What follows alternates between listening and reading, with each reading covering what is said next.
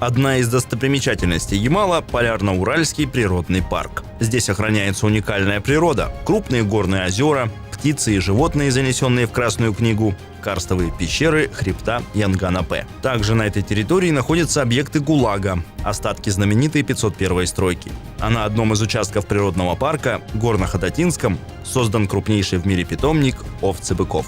Что это за животные и кто их предки? Что их связывает с мамонтами и зубробизонами? Откуда овцы-быки появились на Ямале? Как они выживают за полярным кругом? Почему они не уходят далеко от стада и что такое гивиот? В этом видео мы расскажем подробнее об удивительном и редком животном. Но прежде чем мы начнем, не забудьте подписаться на YouTube-канал Ямал Медиа.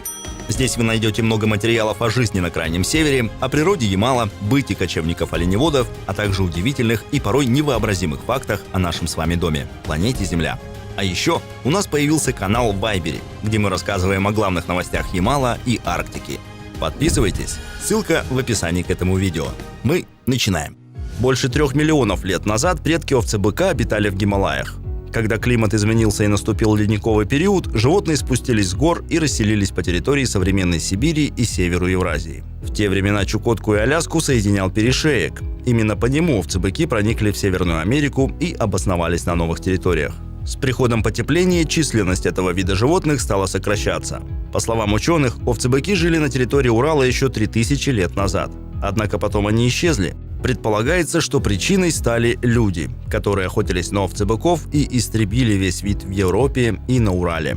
О том, чтобы вернуть животное на арктические территории, задумывались еще в конце 19 века. Активнее этим вопросом занимались в советские годы, когда освоение Севера шло ударными темпами. В тот период овцебыков планировали разводить для дальнейшего приручения. Первые 14 особей удалось привести только в 1970-х годах. Их поселили на полуострове Таймыр и острове Врангеля. Через 10 лет процесс реакклиматизации животных признали успешным и решили расселять их дальше. В то же время ученые занялись разведением еще одного гибридного вида животных – зубра-бизона. Зубром он схож длинными ногами и высоким горбом на загривке. А от бизона ему досталась крупная голова, густая шерсть на макушке и шее, прямоугольный вытянутый корпус и широкая грудь. При этом зубробизон превосходит оба вида по размеру, которые, как и овцы-быки, являются современниками мамонтов. В 1974 году в Ленинградской области в Токсово создали загон для зубробизонов. Тогда из Ленинградского зоопарка в Новоковголовский лесопарк привезли бизона по кличке Малыш, а затем зубрицу по кличке Лира. У них родилась зубробизониха Лима. Постепенно стадо разрасталось, однако из-за кровосмешения численность популяции упала. С 2011 года зубробизоны находятся под охраной и на попечении правительства Ленинградской области. За животными наблюдают ветеринары, а местные сельскохозяйственные предприятия обеспечивают питомник запасами кормов. Благодаря этому численность зубробизонов растет. Срок жизни одного животного в неволе увеличился до 20 лет. Зубробизоны дают весьма плодовитое потомство. Сразу после рождения малыши встают на ноги и всюду следуют за своими родителями. Зубробизоны – настоящие ценители дзена. Они никуда не спешат. Любят поваляться в снегу или сене. В то же время животные всегда рады посетителям с гостинцами, яблоками и морковью. Интересно, что при таких внушительных габаритах и размеренном образе жизни зубробизоны способны бегать со скоростью 50-60 км в час и прыгать в высоту едва ли не до 2 метров. В будущем обширную территорию загона в Токсово планируют увеличить и снабдить дополнительной инфраструктурой. Возвращаемся к овцебыку. Во времена перестройки проект по разведению овцебыков отодвинули в дальний ящик. Вопрос подняли уже позже, и в 1997 году первых овцебыков поселили в Горно-Хотатинский заказник, который позже стал частью Полярно-Уральского природного парка. Внешне овцебык гораздо больше напоминает быка, чем овцу. У него тоже есть массивные рога. При этом рост овцы-быка составляет около 1,5 метров, а вес от 250 до 650 килограммов. Тело покрыто густой длинной шерстью, которая состоит из 2 слоев. Сверху грубый и жесткий волос. Он защищает от внешнего воздействия – снега, ветра и даже от укусов насекомых или хищников. Под ним находится теплый подшерсток, который называют гивиот или кивьют. Он в 7 раз тоньше волоса человека, в 8 раз теплее овечьей шерсти и даже мягче кашемира. Внутри волокна гивиота больше чем наполовину состоят из воздушных каналов. Такое строение обеспечивает отличную теплоизоляцию и легкость. Подшерсток вырастает осенью, а весной, когда морозы позади, овцебык начинает линять и пытается избавиться от лишней шерсти. Для этого животному приходится потрудиться, найти огромный камень, выступ скалы или корягу и потереться так, чтобы клочки шерсти отпали от него. Одежда из шерсти овцебыка будет стоить дороже кашемировой, но и защитит от холода лучше. И это неудивительно. Благодаря гевиоту овцебык смог выжить в одно время с мамонтами в ледниковый период.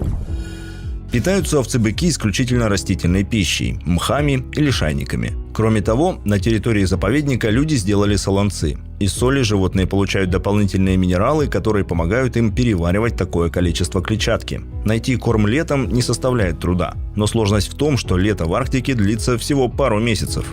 Зимой, чтобы достать пропитание, приходится в прямом смысле копать глубже. Овцебык легко расчищает метровый слой снега, если учует под ним что-то съедобное. В этом ему помогают передние лапы. Они несколько короче и крупнее задних, что позволяет животному быть искусным копателем. Но со стороны может казаться, будто его немного клонит к земле. Зато благодаря длинным задним лапам овцебык весом около 300 килограммов скачет по скалам не хуже горного козла. Реликтовое животное только кажется тяжелым и неуклюжим. На самом деле овцебык способен развивать скорость до 40-45 км в час. Овцебык – это стадное животное. Его редко можно встретить бредущего в одиночестве по тундре. Обычно они сбиваются в стаи. Летом по 5-10 особей, зимой до 15-20. Вместе им проще бороться с холодом и искать корм. Кроме того, они защищают друг друга от хищников, волков и медведей. Как только возникает опасность, стадо собирается в замкнутый круг. Снаружи сильные и здоровые самцы, внутри детеныши и самки.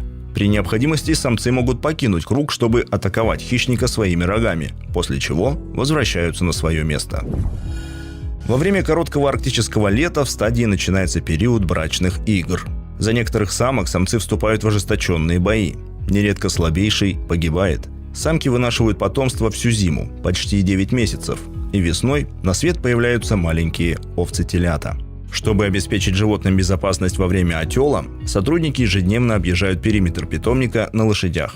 Для отпугивания хищников раскладывают предметы с острым запахом. Ветошь, предварительно пропитанную соляркой, местами разводят костры. А на территории питомника увеличивают количество сена, чтобы у самок было достаточно корма. Только к 2-3 годам юные самцы становятся самостоятельными. И тогда им, скорее всего, придется покинуть стадо и найти новое. Либо побороться за место с альфа-самцом.